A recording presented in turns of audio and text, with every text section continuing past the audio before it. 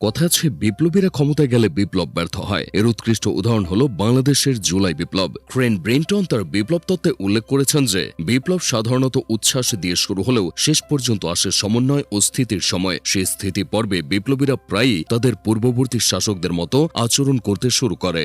জুলাই গণঅভ্যুত্থানের বিপ্লবীদের ক্ষেত্রেও কিছুটা একই চিত্র চোখে পড়ে। দুর্নীতিমুক্ত সম অধিকারের নতুন এক বাংলাদেশ বিনির্মাণের স্বপ্ন দেখিয়ে সাধারণ জনগণকে ফ্যাসিস্টের বিরুদ্ধে রাস্তায় নামিয়েছিল নাহিদ হাসনাতরা। তবে 5ই আগস্ট পরবর্তী সময় তারা ধীরে ধীরে নিজেদের সে মতাদর্শ ও প্রতিশ্রুতি হতে পিছিয়ে আসতে শুরু করে। হাসিনা দেশ ছেড়ে পালানোর পর কথা ছিল দেশে জনগণের শাসন প্রতিষ্ঠিত হবে, তবে তা আর কোনো কালেই হয়নি। তাছাড়া দেশের সকল নাগরিকের সমান ও ন্যায্য অধিকার প্রতিষ্ঠার যে আশ্বাস তারা দিয়েছিল তা তারা নিজেরাই পদদলিত করেছে। কুমিল্লার সড়ক ও গ্রামীণ অবকাঠামো মেরামত ও উন্নয়নে 2400 কোটি টাকার প্রকল্প দিয়েছিল এলজিইডি। এই প্রকল্পে সবচেয়ে বেশি 453 কোটি টাকা বরাদ্দ পেয়েছিল তৎকালীন ক্রীড়া উপদেষ্টা আসিফ মাহমুদের নিজ উপজেলা মুরাদনগর। আর দ্বিতীয় সর্বোচ্চ 338 কোটি টাকা বরাদ্দ পেয়েছিল সদ্য এমপি নির্বাচিত হওয়া হাসনাত আব্দুল্লাহর উপজেলা দেবিদ্বার। অর্থাৎ শেখ হাসিনা যেভাবে নিজের এলাকা ও কাছের মানুষদের সব সময় বাড়তি সুযোগ সুবিধার ব্যবস্থা করে দিতেন, সেই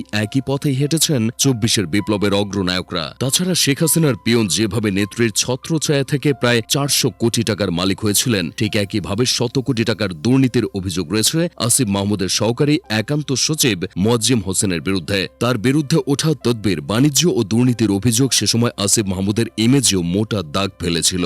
সেই সাথে জুলাই বিপ্লবীদের প্রত্যক্ষ মদদে গঠন করা অন্তর্বর্তীকালীন সরকারও বিপ্লবী সরকার হয়ে উঠতে পারেনি। বিপ্লবের চেতনাকে ধারণ করতে তারা আগাগোড়া ব্যর্থ হয়েছে। সংস্কারের নামে নানা ধরনের প্রহসনের জন্ম দিয়ে বিপ্লবের মৃত্যুর কফিনে শেষ পেরেকটা ঠুকে দিয়েছে অন্তর্বর্তীকালীন সরকার। দেশের ঘুণে ধরা প্রশাসনিক ব্যবস্থা পরিবর্তনের কোনো সদিচ্ছা তাদের ছিল না। কলঙ্কিত পুলিশি বাহিনীকে নতুন করে ঢেলে সাজানোর পরিবর্তে তারা পুলিশের নতুন পোশাক তৈরি করতে বেশি মনোযোগ দিয়েছে। তাছাড়া আরেক বিতর্কিত বাহিনী র্যাবের নাম পাল্টিয়ে সংস্কারের ফাঁপা বলির চূড়ান্ত প্রমাণ দিয়েছে অন্তর্বর্তীকালীন সরকার। দিন শেষে ক্ষমতায় বসে নিজেদের অর্জিত বিপ্লবকে নিজেরাই যেন ধ্বংস করেছে জুলাইয়ের সামনের সারির অগ্রনায়করা। বাক স্বাধীনতা ও গণতন্ত্রের কিছুটা উন্নয়ন ছাড়া আর কোনো কিছুই হাজারো শহীদের রক্তের বিনিময়ে পাওয়া এই বিপ্লব হতে অর্জিত হয়নি। আজও দেশের প্রতিটি কোনায় কোনায় অবিরাম দুর্নীতি চলছে। জিনিসপত্রের দাম বাড়ছে হু করে। সেই সাথে সাধারণ জনগণের জীবনযাত্রার মান জুলাই বিপ্লবের আগে যেমন ছিল, বিপ্লবের পরে তার ছিটে ফোটাও পরিবর্তন হয়নি। এই কারণেই হয়তো বড় বড় রাষ্ট্রবিজ্ঞানীরা বিপ্লবীদের ক্ষমতায় যেতে নিষেধ করে গিয়েছেন, কারণ বিপ্লবীরা ক্ষমতায় যাওয়া মানেই সেই বিপ্লবের সর্বনাশ।